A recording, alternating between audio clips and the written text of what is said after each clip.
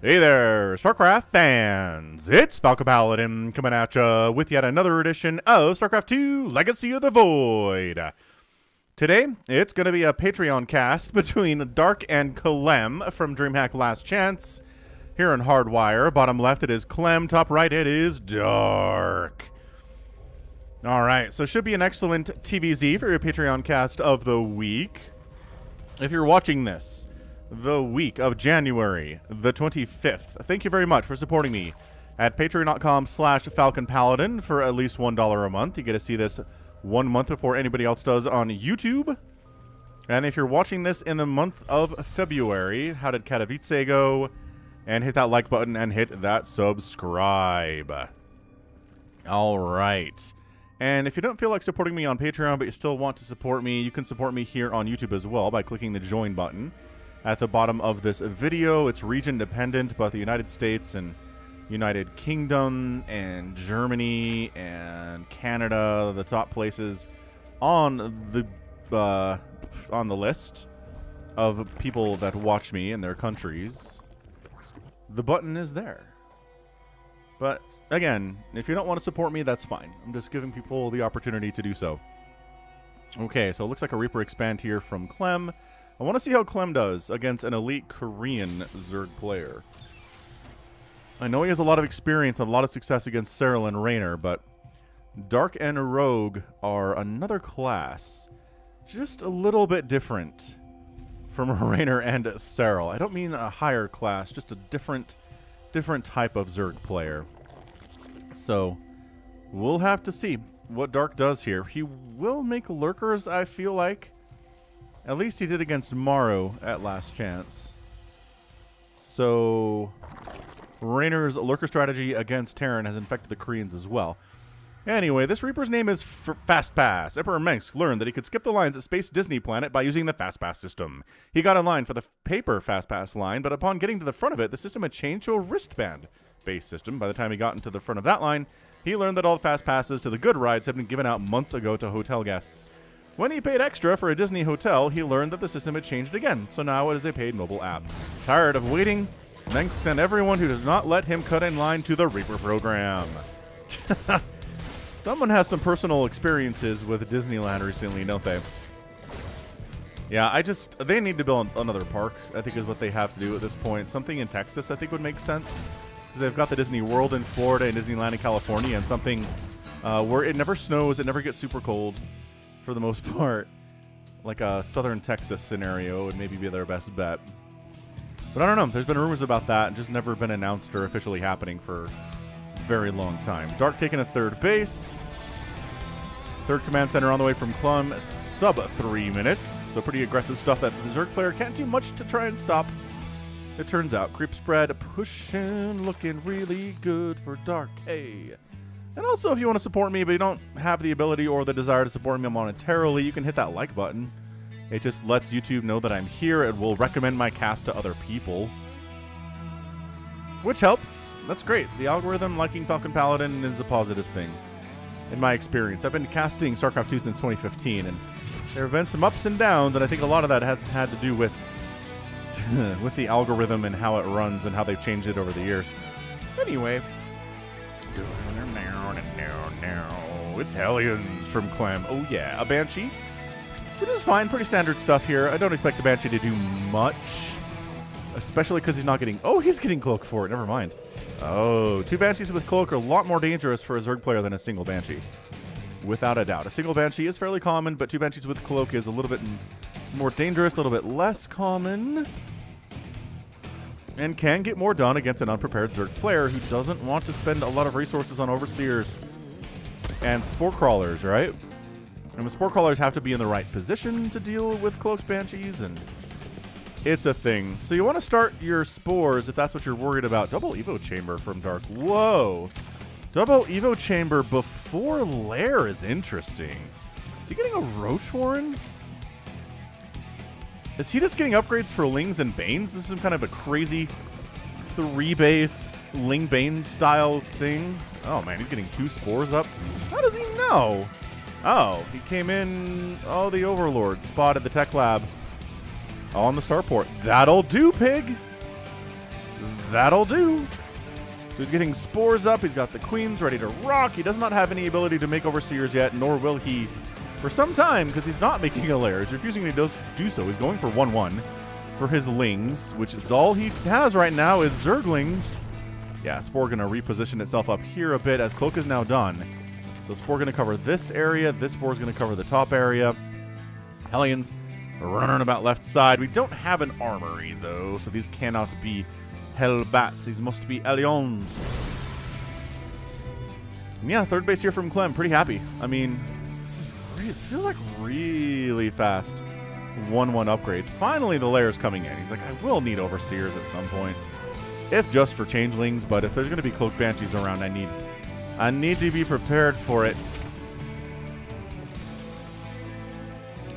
Queens doing their very best, waddling as fast as they can on the creep as they get a fourth base up here along the left side here on Hardwire. I like this map. It has some very nice macro aspects to it in that there are bases that are very far away, and therefore it's a macro map. That's one of the features that is part of it here. So Banshees, there you go. 4 drone kills. This is what I'm talking about. It's easier to get more than 2 or 3 if you got 2 Banshees, which makes sense, but it's more of an investment as well.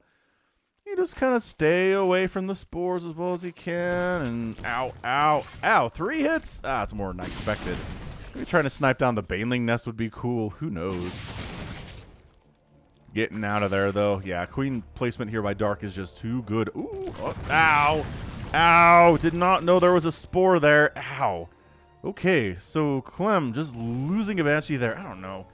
That Banshee paid for itself. He had to make 2 to get 5 drone kills, and don't like it. Centrifugal hooks, and man, Dark is right on top of the 2-2. Holy smokes. He's got 2-2 going before 1-1 for Clem is even halfway complete. An upgrade advantage for a Zerg player in a ZVT is not something we see very often. But yeah, he's just been staying alive with Lings and Queens and Banes now. He's going to need those because in comes a Mechrine follow-up for the Frenchman. Centrifugal hooks is not going to be done. It's going to be a bit of a harder hold here for Dark. These are the 7-minute pushes that do kill Zerg players quite a bit. This is a very vulnerable time for them. If they die in ZVT, I want to say like at least 40% of the time it's during this initial attack. At about 7 minutes when you have a good number of Marines and Siege Tanks, maybe some Widow Mines. But Clem didn't really commit a ton to that, right? He's already got 68 workers. I mean, Dark's at 87.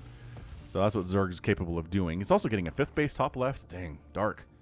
Really expanding hard and fast here. Getting a Hydralisk done, which is probably going to be for those lurkers. Again, what Raynor initiated, I want to say, back in 2020, has really been picked up and embraced by the Terran community, or by the Zerg community for ZVT. Oh yeah, having those upgrades makes these makes the Lings so much better against these Marines. If they got +1 armor, at least, they can survive more hits from the Marines, and they do so much better. So another pickup here from Clem. Going to try to move out. Clem's really trying to get some pressure on here, but Dark's everywhere, man. He is getting an Infestation Pit. He's making Hydralisks. He doesn't have a Lurker Den yet, but I have to imagine he's going to start one here, right? But yeah, Zerg players, if you're struggling against this kind of stuff, this early Marine pressure, get that Carapace upgrade. Like, after your 3rd base goes down, get at least one Evolution Chamber. Maybe you can get 2, like Dark does, and get that +1 Carapace. It just makes it so much easier to clean up stuff like this. If they don't have the Carapace upgrade, then suddenly bad things happen when you try to run into a Marine group like that, y'all. Anywho's 56 Lings on the way from Dark. He's going to max out sub 9 minutes here on Ling, Bane, Hydra. 100 Zerglings, 11 Hydras, 11 Banes. This is so many Zerglings. Holy crikey. Hive's coming in behind this, making 20 more Banelings because he knows he needs more than 11 to deal with this. Ah, there are the Widow Mines out from Clem. He knows how good Widow Mines are, and the Lings are like, we're 2-2, baby. Let's go. We have an upgrade advantage on your face. Gonna full surround this thing. The Banelings are coming in. The tanks are dead. The Marines are stutter stepping, splitting as well as they can here. They do get a great connection on some of those Marines, but the tanks all die, and that's a huge problem for Clem for sure. He's going to counterattack, but against these Lings, that with Hydra support too, it's just not going to work out. attack up the left side. Creep Queens are going to die. Get out of there, Creep Queens. Transfusing is real good, yes, but also that is just a lot of damage output. There's your Lurker Den. Okay, so about 10-minute Lurker Den. Clem has got his 4th base up and rolling. It is Le Planetaire. Yeah, another jump on this here from Dark. Yeah, Widow Mines are just like, bring it. Oh, that was a beautiful split from Dark, though. Sick. Sick split from Dark. This group got picked up and evacuated. Heading down the left side. I just think Dark has a handle on this game. He's doing fine. Right? He has lost 6 drones. No hatcheries have died yet. He's got a nice economy rolling with 87 workers. I mean, Clem's at 85. Incoming advantage for Dark, but he's going to need that to win this game because Clem will be more cost efficient, especially with the Widow Mines. And you know, I actually just cast a game featuring Maru and Dark from DreamHack Last Chance, where Maru did not make Widow Mines. And he was fine. Like, I'm not going to tell you who won that game, but he was all right. Like, I'm not going to complain about it. So maybe you don't need Widow Mines as much as I believe you do in this matchup, truly match up against the elite Zerg players of the world. I will argue they're still good. I'm not going to tell you that they're bad. You should not make Widow Mines, but I'm not going to say that they're required as much anymore, I guess, is the whole concept here. Clem making another push, trying to clear some creep, I'm assuming. A scan right here would be beautiful, and there it is. The one thing Dark hasn't really been able to do is actually get an attack across the other side of the map. Nice pick up again from Clem. As you do, he's got this base rolling now. I mean, yeah, Clem is at 1, 2, 3, 4, he's got 5 bases here. But Dark's defense has been insane too. So I mean, Clem's been super aggressive. Right, he's been expanding a bunch here too, but Clem's defense has been very good, and he's also been expanding a whole bunch. So Adrenal Glands finishing up here. That is a lifesaver for Zergs in this situation. Kind of running into the meat grinder there a little bit. Abducting a... Oh, okay, a medevac that they do end up killing. And then actually going for the drop inside the main, where there are spores, and that's a little bit harder. If your medevacs are getting constantly wrecked by spores, it's hard to make that drop work, you know. The ghosts are in there with their snipes as well as they can. Dark kind of trying to pull up this back side here, but the split is good off creep. He wants to burn down this hatchery. He knows that Dark's been expanding like a madman, but Dark keeps defending with smaller groups of Lings and Banelings, which are a huge part of this. Trying to get rid of those lurkers too. They're pretty good at base defense in situations like this. And, oh, actually doing a force field. He force fields the ramp with changelings, and these marauders are going to die as a direct result of that. Dark, sick play, man. Super sick play. Viper flies right into its death, almost. And then, oh my gosh. Ah, full medevac dies to Queens. That hurts. That really hurts. I don't know. Man, this is good. This is just a good game. I'm trying to figure out who's ahead at the moment, and it's like Dark has a bigger bank of minerals, which is nice, but Clem has more gas in the bank, so that's also very good. Let's definitely continue lurker play here from Dark. We've got the ghosts 4 at a time. From Clem, he's just expanding constantly here. Zergling trying to see where the heck these bases are. Income is favoring Dark, but ever so slightly, and it's been in Clem's favor recently as well. So the Zergling sees what's up, runs past a female Garrick. This one Zergling warrants this. A huge response there. It's like, are there more? Are there more Lings burrowed back here? Finish, missile turret. Scan the location. Okay, we're good. There aren't any more. Thank goodness for that. Nidus Network here from Dark. Wow. Lurker's spine setup really wants to protect this base. It's very injured. It makes sense why he would want that.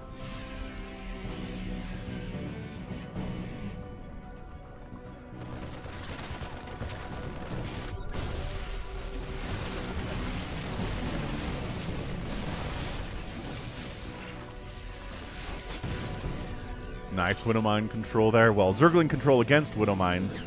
Oh, well, that was not necessary, but all right.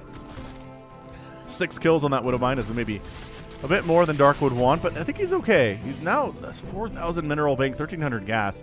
It's going to be hard. It's going to be really hard for Clem to come back from right now. It is definitely a humongous bank. Nidus network just for easy transport within the Zerg side of the map thus far. For Dark. Nice snipes. Yeah, can't quite get all the lurkers. There's 3 remaining after killing 2. 2 or 3 there. Widowmine catching some trailing links.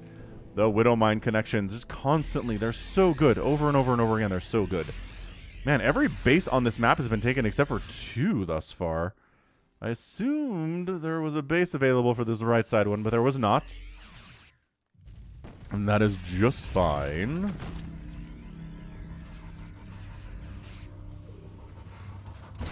Changelings immediately sussed out and taken down here. Dark expanding again. What is this? 1, 2, 3, 4, 5, 6, 7, 8 bases for Dark here at 15 minutes. Do you have 8 bases at 15 minutes? You probably don't. But again, you're not Dark. Ugh. 2-kill Widowmine with their Banelings. That's good. Individually targeting Lurkers and Hydras with the snipe there, which is very important stuff. Ow. Ghosts taking some Baneling hits. They don't take bonus damage from Banelings. But Ghosts are not incredibly tanky. They don't have all of the HP in the world. It's only 100. They're glass cannons. They're basically Hydralisks, right?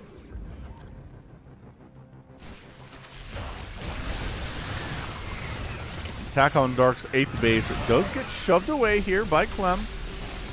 But I'm trying to come up this ramp. It's hard to get up the ramp and get snipes done, but, you know, not impossible either. Nice connection. Coming. Wow, he really... Clem really wants to kill this left side. Big Baneling hit. Really big Baneling hit. 10 kills on that Widowmine. I think all 10 of them are Baneling connections, which is huge. So Dark has more of a bank, but Clem's doing all right. 2,000 minerals and 2,000 gas, almost 3,000 there.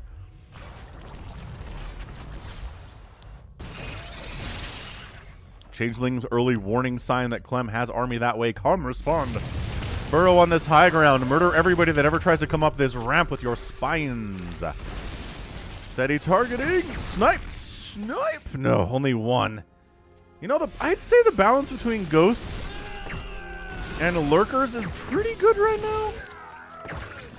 I just think both players in that situation, the Zerg and the Terran, lose a bunch. I've seen really cost-efficient Lurker play. I've seen really cost-efficient... Ow. Ghost play, too. So, I don't know. I mean, I've also seen people complain that Lurkers are incredibly overpowered against Terran. Especially because they outrange Ghosts with when they have their upgrade, which is obviously understandably annoying. But if they outranged the Lurkers, then, like, this would be so much easier. And as it stands, see, some Ghosts are dying. They're taking the Lurkers down. It's not impossible to assault the Lurkers. You just lose some Ghosts in the process. Speaking of Lurkers, we're going to Baneling Bomb and Lurker Bomb a planetary in the middle of the map here. Interesting location for it. Takes it right on down, abducting some Ghosts into Lurker spines. Oh, that guy got abducted and lived. That is a rarity for sure. Lurkers outrange planetaries, though, even if they have the upgrade, the high-sec auto-tracking. Man, Ghost death sounds are the most dramatic in all of the game, I think. So, Clem trying to make this thing work, but man, anytime a Zerg player can kind of park themselves here on this side of the map, it's not good for the Terran. Like, they should be able to make individual incursions and then flee, but the fact that, okay, well, it's all gone now, but I mean, Dark sat here for a good minute, causing problems. Also, Lurkers get into the bottom right. I'm going to take down this planetary. Unless you can out-repair through these Lurker spines, which you can buy enough time to save it, I guess, as +3 is not done on these Lurker spines yet. There's only 2 SCVs mining here, and that's enough to out-heal the damage done by those Lurkers. Repair is a good unit. Wow, Dark decides he's going. He's moving right on in. Widowmine makes some connections, but man, this double orbital stuff is very weird too. Baneling's making some huge connections here. There's really not a lot to answer for this, so this orbital's going to go down. A lot of these SCVs are going to go down. The factory dies too. That was building Widowmines. Plus, a lot of supply depots are dying. Are these orbitals going to burn down? Or are they going to be repaired? That's the larger question here. And suddenly, Clem is super duper on the back foot. He's going to be supply blocked here? Maybe? No. He's got too many orbitals running around, supplying him with a supply. Oh, we don't mind, big hit. 17 more SCVs die for a total of 21. 8 drones have gone down. And like we've seen, Terran has the ability to take huge hits to their economy, losing workers and still coming out on top anyway. Another planetary. Dark decides he's not going to go for it. Just kidding. It's not worth it to lose a bunch of banelings on a planetary that's not providing any income for the Terran player. It's just buffering at the moment, which is hilarious. Changeling snipes. Widow Mines beautifully split off from the group. They take the hits. They kill the Widow Mines. Nicely. That was a bigger hit, though. Maybe some friendly fire on that one. Never a good feel. Lings, Banes, Lurkers. It's just, Clem's just been on the back foot for the last 2 or 3 minutes. It's not good for a Terran to be this far on the back foot. Dark throws up a Nidus Canal, a Nidus Worm at the front door. That's how aggressive he's feeling right now. And that Nidus is actually going to finish somehow. Oh my gosh, it finishes. It will provide an evacuation route. It'll provide reinforcements instantly arriving, and I think this is your GG. I just don't know that Clem has the way to do this thing. He doesn't have the bank that Dark does. The Nidus is a big-time problem. It's gonna die. Okay, so nicely done there, but you're losing your production is the bigger problem right now. And another Nidus is coming up inside the Terran base.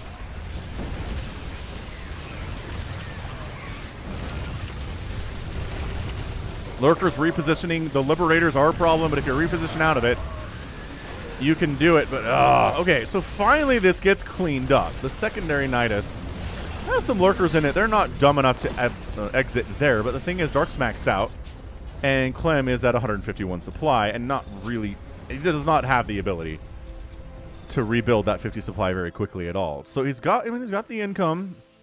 The good thing is that that attack didn't destroy the outer income locations for Clem. It just went right for the heart, which honestly, Terrans can actually survive better in the long run. And I say that, but being down 50 supply to Dark is not a good feeling. Oh, Lurker's problematic. I don't know what Banelings are doing up here. What are you going to kill up here, guys? Well, I mean, the Lings can handle the Ghosts. The Banelings are like, I guess we'll kind of roll around in between locations here. I think he's positioning the Banelings on top of the Lurkers so they can't be targeted that easily. That's a pretty good move, but Clem is lifting all of his production facilities, fleeing. The main base belongs to the Zerg now. It has been Zerg-infested all the way. Clem's at 133 supply. Dark is at 196. It is looking all sorts of dire, ladies and gentlemen, for Clem. I mean, the Liberators are just getting kill after kill after kill after kill here, but Lings and Banes don't care as much about Liberator attacks, and that's exactly what's going on here. The Ghost Academies are dying. Is that the only one that's left? Yes. Okay, so no more Ghost production. That hurts. Zerglings are like, is there expansion here? No, but there's a planetary down there. That's good. Yeah, this is... For Dark to go right for the heart of Clem there is weird. Usually we see Zerg players win this matchup by going for big-time hits on bases like this, where it's an outer lying base.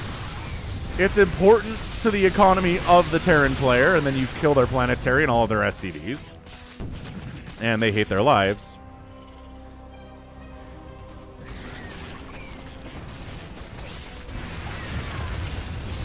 And this bottom right base is going to go down. Planetary's connecting. Bam, 26 more SCVs die.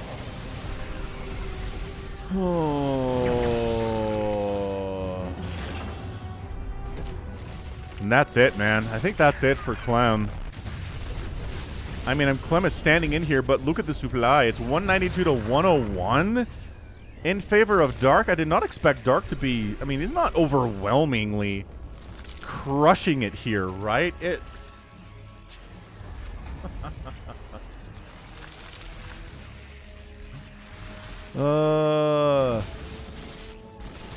Right, it's 24 minutes. This is not something where Dark came in and won in 8 minutes. And there's your GG. Good luck next. This must have been what knocked him out. Must have been knocked him out of DreamHack last chance. He wanted to try to stick around as long as he could. That's usually what happens in those particular matches. But Dark gets the win, man. Up 188 to 109 in the final moments of the game. That's insane.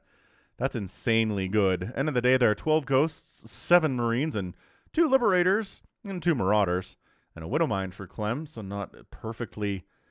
not exactly what you want in a late game composition here. On the other hand, 72 Lings is a ton of Zerglings, 11 Lurkers. Yeah, Dark's army is just way, way too big for Clem to handle here. The economy was too much too. Dark's able to just deal with losses fantastically. And end of the day, sure, Dark lost 62,000 resources and Clem only lost 55,000, but I mean, too much income, too much ability to replace losses, too good micro. The production had all been destroyed. And when that's the case, it's just very impossible to win. How is there a Ghost Academy somewhere?